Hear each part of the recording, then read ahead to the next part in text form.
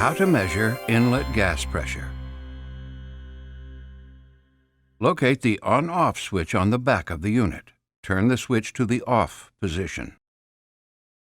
Turn off the main gas supply to the unit at the external main manual gas valve.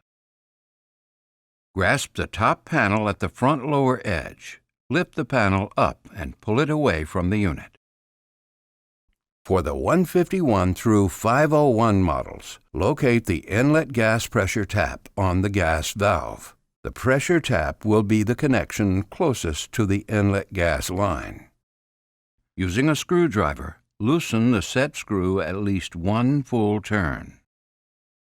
For the 601 through 801 models, locate the inlet gas pressure tap on the flange to the inlet of the gas valve. Remove the 3/16" hex plug on the inlet flange.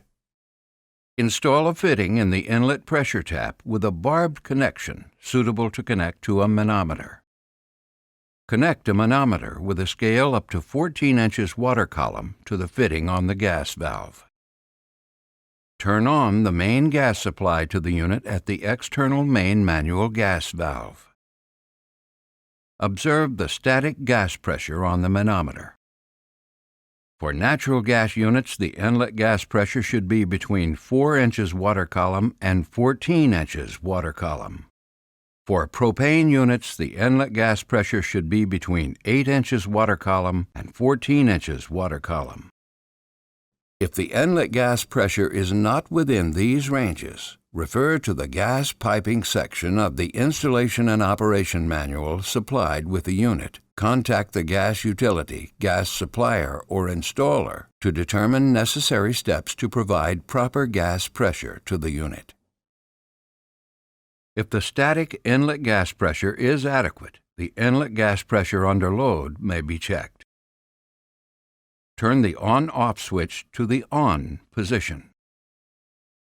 Locate the pinhole button on the display. Using a paper clip or something similar, press and hold the button for 5 seconds. The word Service will appear on the status line of the display. The unit will fire at its normal ignition speed and will then modulate its firing rate to 100%. During service mode, the control will ignore all other heat demands. However, all safeties and maximum set point temperatures will be active. If no other buttons are pushed, the control will automatically revert back to its original state after the service mode delay has expired. The default time for the service mode delay is 10 minutes. Once the unit has modulated its firing rate up to 100%, observe the inlet gas pressure. If the inlet gas pressure is not within the proper range, refer to the gas piping section of the Installation and Operation Manual supplied with the unit. Contact the gas utility, the gas supplier, or installer to determine necessary steps to provide proper gas pressure to the unit. If a pressure drop of more than 2 inches of water column occurs, refer to the gas piping section of the Installation and Operation Manual supplied with the unit. Contact the gas utility, gas supplier, or installer as required to determine the necessary steps to correct the problem. Once the testing is complete, press the right select key to take the unit out of service mode. The unit will return to normal operation. Turn the on-off switch to the off position. Shut off the main gas supply to the unit at the external main manual gas valve. Remove the manometer from the inlet pressure tap on the gas valve. For the 151 through 501 models, retighten the set screw on the pressure tap.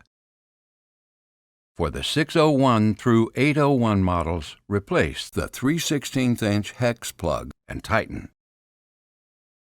Turn on the main gas supply to the unit at the external main manual gas valve. Using a leak test solution, check the inlet pressure tap on the gas valve for leaks. Seal any leaks before placing the unit into operation. Replace the top panel on the unit.